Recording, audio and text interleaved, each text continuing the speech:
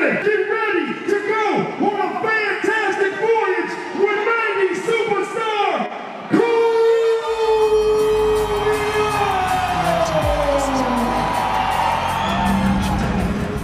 Yo, what's up? I'm Coolio with the flow.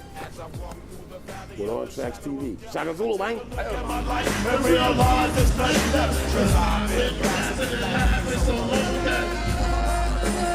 So can you tell us a little bit about like club culture and music culture in the 90s in comparison to now? There's two things. I think that club culture in the 90s was a lot more dangerous. People are doing a lot of downers these days. So, and I'm not saying that's a good thing, because a lot of kids are dying. More kids are dying from drugs these days, with the rampant explosion of people doing opiates and people doing Xanax. That's actually killing a lot of people. Something I found quite interesting about Gangsta's Paradise, I know that people probably talk to you about that tune all the time, was that you kind of felt like when you wrote it, you just wrote and it just came from somewhere, and it almost felt like you'd been sent to sort of deliver it. Thought that was really interesting. Yeah, I'm you know, Gangsta's Paradise is its own entity. It was out there. It was already there. It was looking for a vessel through which to come through. Yeah. And it could have been anybody, but it chose me. Yeah.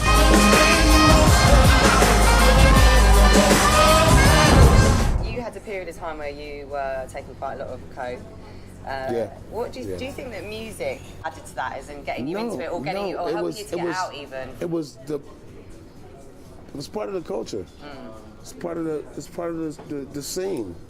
Do you mean the environment you grew up in, or No, do you mean the music scene? Well, the environment I grew up in, for one, and then the music scene actually promotes drugs. It's part of the culture. Power and the money, money and the power, minute after minute, hour after hour. It almost ruined me twice. How did you pull yourself out of it? Just being smart, be like, okay, that's enough. This enough. This is enough of this. This is enough of this. Excuse me. It's enough of this bullshit. You know what I'm saying? It's time to, man, come on. What are you? Before it's too late. Looking at myself in the mirror, and go, what the are you doing? What are you doing, jackass? You dumbass. What are you trying to do? Yeah. Trying to kill yourself? You trying to destroy everything that you built? And I'm like, no. And you know, that's the mirror talking to me. And I'm like, oh no, I'm not trying to do that. When in the mirror coming back to me and saying, well, then get your fucking shit together. Yeah.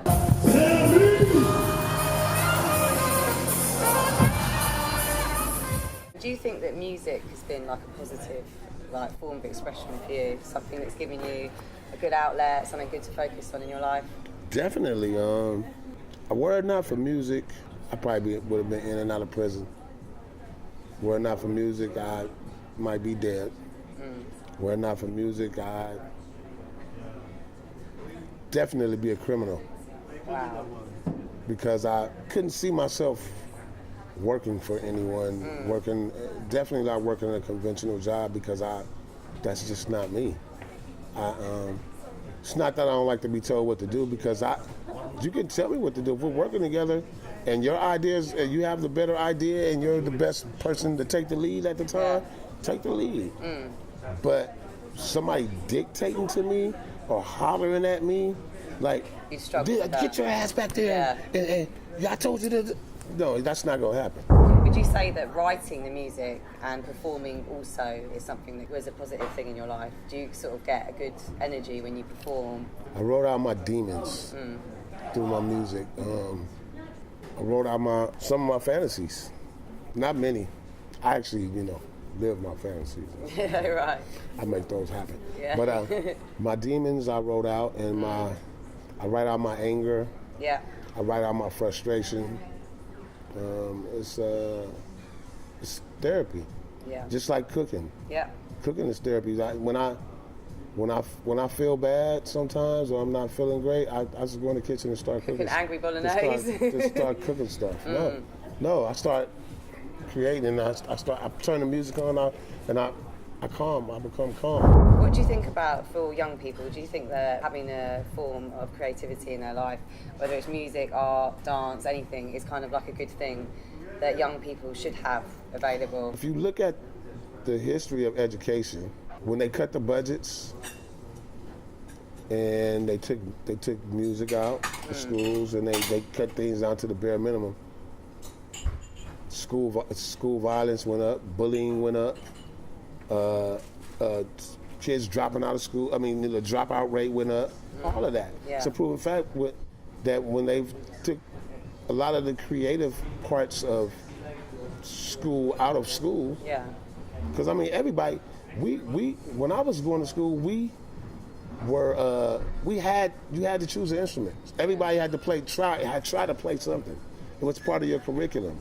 When they took those kind of things out of the curriculum, like drama and music and all that, it took away from the learning process. And it's like a fun outlet, isn't it, where people can express themselves because rather than being angry or... things can't be write, book, learn, you know. Especially at that age. And especially in America. Do you think that the rap in the 90s, people were more real, more raw? Rap, R&B, everything. It was much more creative than the hip hop and R&B now. A lot of the music now sounds like it was produced by the same producer. You know, all the producers follow each other. It's like robotic production. It's very uncreative as far as I'm concerned. Come on, man, look, Chance the Rapper. Chance the Rapper is not on my level. Chance the Rapper's not on Method Man's level. Chance the Rapper's not on Fat Joe's level. Chance the Rapper is not on Ice Cube's level. Chance the Rapper's definitely not on Tupac or Biggie's level or Nas's level. And it's a travesty.